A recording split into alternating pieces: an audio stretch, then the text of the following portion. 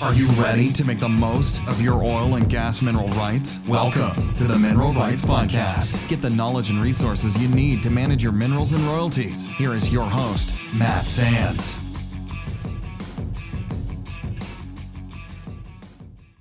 Hello and welcome to the Mineral Rights Podcast. I'm your host, Matt Sands, and I'm joined by my co-host, Justin Williams, and we're here to help you make the most of your minerals and royalties. And in this episode, we're going to talk about an interesting topic that's been in the headlines recently, and that is the topic of rare earth elements and rare earth minerals. And so we're going to dive into what those are. And then from a mineral owner perspective, this really piqued my interest, Justin, because there's a lot of pressure to find more of these, to mine them. And it was part of this potential deal with Ukraine, the peace deal between Ukraine and Russia, was that the U.S. and brokering that deal gets access to those mineral rights. And so I thought it'd be interesting to dive into where in the United States rare earth elements are located, and do private mineral owners here in the U.S. have the possibility of profiting from these? Yeah, you said it, Matt. I think it speaks to, we've talked about a lot before, how batteries are becoming a really strategic thing that we need to look at and how we're going to get the minerals for that. And this just speaks to it. It's becoming game changing. Yeah. And so this rare earth thing, it sounds really exotic, but ultimately they're not too crazy. It's just that they're rare in terms of the concentration. There are a lot of these across the planet, but they're usually found in low concentrations. And so that's why they're quote unquote rare. But the thing that's really interesting about these, and we'll dive into all this in detail and really cover kind of three areas. We're going to talk about what they are and why they become so sought after and so valuable. And then we'll talk about the geopolitics, where these are located globally and how that's playing into all of this. And then, again, this is sort of dovetails into that U.S. Ukraine minerals deal that's been in the news a lot lately. And this is February of 2025 when we're recording this. And then the last one, I think, is what everyone listening is probably interested in, is how mineral owners can protect and profit from rare earth deposits that might be located on our properties. So first of all, the thing to keep in mind, again, these are not super rare from the perspective of, they're not found in very many locations. The rarity comes from the concentration being high enough for them to be mined economically. And so that's really the crux of the issue. But diving into the specifics here, there are 17 elements.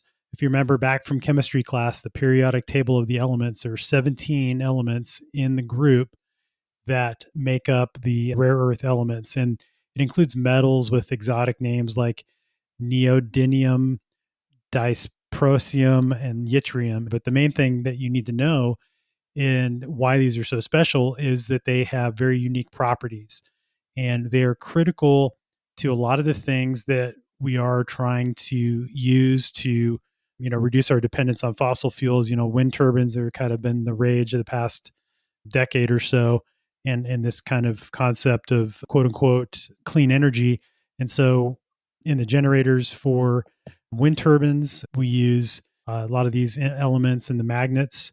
And then likewise in vehicle motors. So electric vehicles, more and more of those getting produced, they need these rare earth elements to go into the powerful magnets that make up those motors. So as the demand for more batteries, for more motors, more generators increases, there is an increasing demand for rare earth elements. And the market right now is around 5.3 billion, at least as of 2021. And that's projected to grow to over 9.6 billion by 2026. So in just a 5-year period, that's going to almost double, according to some of the market research that's out there. And those figures could be conservative potentially in some countries, especially that are really pushing this and like totally trying to phase out fossil fuels. I think in the US, we've had a little bit more sanity around energy policy with the current administration looking at, okay, we want to focus on energy security and having reliable and affordable access to energy, which I think is good. So maybe there'll be slightly less of a push here in the US, at least over the next 4 years. But I think overall, globally, there's certainly this mad push to really electrify everything. And there are definitely some defense applications for these things as well, and medical for that matter. So some of the things that we look at are hybrid car batteries, televisions and computer screens, polishing precision glass for lasers and things like that. certain things that go into nuclear reactor control rods. And then you have, again, some of those things that are defense related. So things that go into fighter jets and munitions and things like that. So it's definitely a national security element to this, no pun intended. But, Justin, do you want to talk a little bit about why the US is really that focused on this right now and why do we care about it? Yeah, I mean, it goes into almost everything we use. New technology is using increasing amounts of rare earth minerals. And one of the big issues in today's world is the geopolitics of rare earth minerals. And from the mid 1960s to the early 1990s, the United States was the world's largest rare earth mineral producing country, with production coming entirely from Mountain Pass mine in southeastern California. And then in the late 1980s, China began mining for the deposits in their country, and they've been processing the ore. China has quickly gained control over the global market, providing 95% of the global market as of 2011. Between 2011 and 2017, China produced approximately 84% of the world's rare earth minerals, followed by Australia with about 8% of production. Within the period, the United States only produced rare earth minerals between 2012 and 2015, and again, entirely from the Mountain Pass mine. So, Matt, only 4% of the world's supply is being mined at home. And as we're increasingly using more of this for everything that we use on a daily basis, defense, new technologies such as electric cars and electric motors, it's becoming a huge issue. Yeah, it's becoming a big issue. And, especially with China's dominance and the tension that we have with them from a trade perspective, we really need to have a domestic supply chain of these rare earth elements so that things like computer electronics and military spending and things like that are not dependent on foreign adversaries. And in 2022, as part of the Inflation Reduction Act, I think we mentioned this in a news episode as well, they had provisions in that to support domestic mineral development. So there's been a few companies that have spun up that are trying to explore and evaluate the potential here in the United States and then hopefully eventually develop them. But ultimately right now it's really that Mountain Pass mine in California that's the only place in the United States that we mine rare earth elements. And so that goes back to Ukraine. And we're talking about the recent news headlines that Ukraine has agreed to the outline of a major deal that would give us access to Ukraine's mineral deposits. And that's been something that President Trump has been really pushing because of the amount of money that we've given them.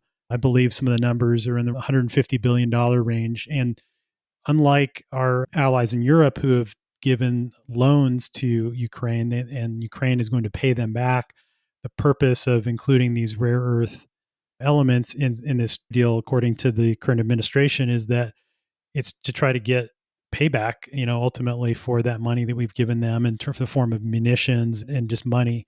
And so I think that makes sense from the standpoint of, okay, we have this push, we need these rare earth elements. We want to get access to this. You want to have a security guarantee, and we will provide a security guarantee if there are US companies there that are mining these and processing these elements. So that's some of the reasoning that's been mentioned as to why they're looking to get access to those in Ukraine. So that is something that's really been, again, in the headlines, and it would help reduce our dependence on Chinese rare earth elements. And so that's the ultimate goal. And so what does that mean for us here in the United States? I think it could mean a lot because there's this continued focus on needing these rare earth elements. But Justin, do you want to talk about how that could influence development or exploration here in the United States? Yeah, absolutely, man. We talked about a lot about lithium, Matt, to kind of set the stage with this. Lithium has been a topic of conversation. Not only are we trying to figure out how to extract that, we're trying to figure out how to refine that. And that's only one of them, Matt. We've talked about before in past shows about that there's a ton of chemicals found in the brine water solution that's brought up. And there may be pieces and parts of this that comes from that. Or perhaps the tables are going to turn and we're going to see a higher price that makes it economic to go after just these minerals.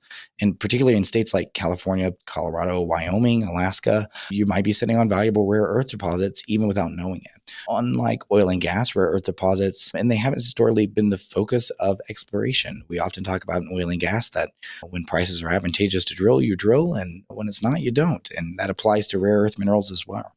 So something for mineral owners to consider, understand what you actually own. In the United States, unlike most countries, private citizens can own subsurface mineral rights. And that's pretty unique globally and creates the opportunities for landowners that don't exist elsewhere. You should check your deeds and your chain of title to see if the rare earth elements are included in your ownership. Some older deeds might specifically mention only oil, gas, coal, or specific metals, which would exclude rare earths. Matt, this was something 60, 70, 80 years ago. Nobody was thinking about it.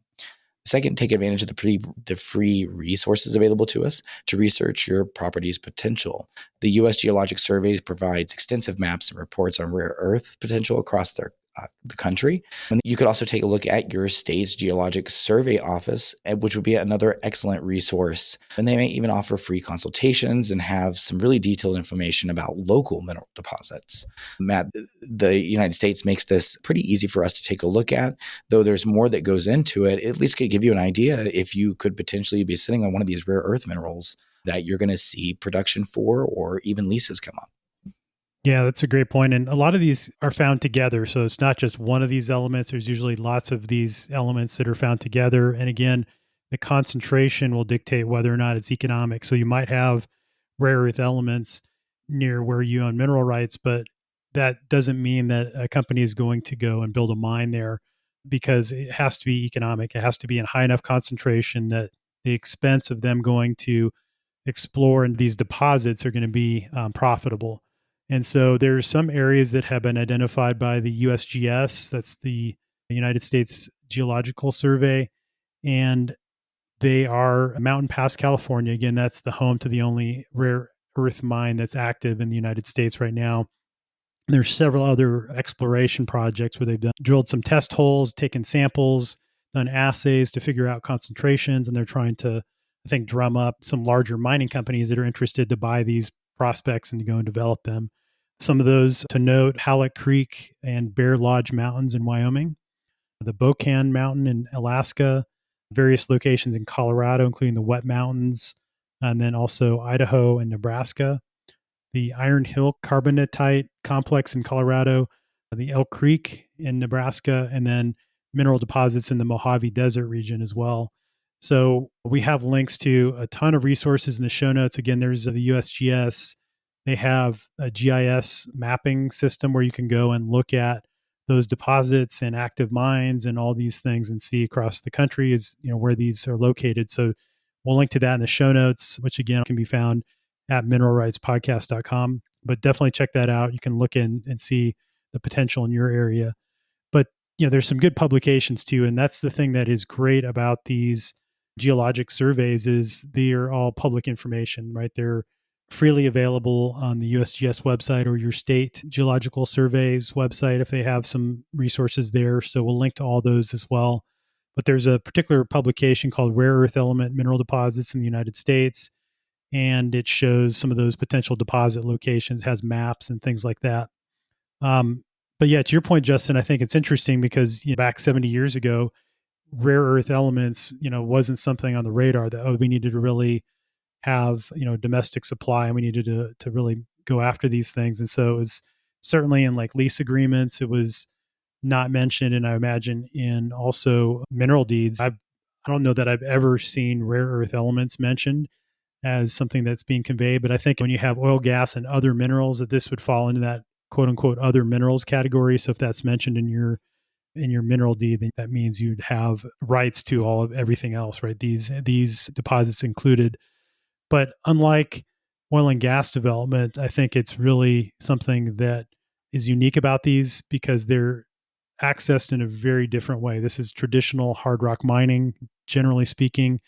But, again, if you get approached to get access to that, it might be as part of, maybe a lease, but I think it might involve some more traditional mining type leasing versus perhaps percentage that we're used to seeing in an oil and gas lease, like a 12.5% royalty, for example. It would probably be like $1 per ton type of a number. And like all agreements, get help from an attorney that's experienced, in this case with mining. So it might be a different attorney than your oil and gas attorney. Your current attorney could help direct you in the right direction to find somebody who's experienced with these types of contracts and agreements. But Yeah, it's something that is very different. Do you want to talk a little bit about how these rare earth elements are mined, Justin? Yeah, absolutely, man. As you mentioned, rare earth minerals, it's much more hard rock mining. And so, yeah, this could be a form of the open pit mining. For example, in the Mountain Pass mine in California, those rare earth minerals are extracted by digging vast open pits in the ground. And that is likely to be the way that we would go about that if the concentrations were high enough. But it'll be interesting to see, Matt, like with lithium, if we start to see other or alternative extraction methods come to be. And then royalty rates. Something you mentioned is in the leases, other minerals. I've also seen something like 50 cents per long ton. And so, that's going to raise a lot of questions as to, is that still the rate that was agreed to back in the 60s and 70s? Or how is that going to work out for mineral owners? Yeah, those are questions. And I think that if you think about the mining of this, having access to the mineral estate is a little bit more complicated here because, if you were to own the severed minerals, you have a surface owner in many locations where they can drill a horizontal well.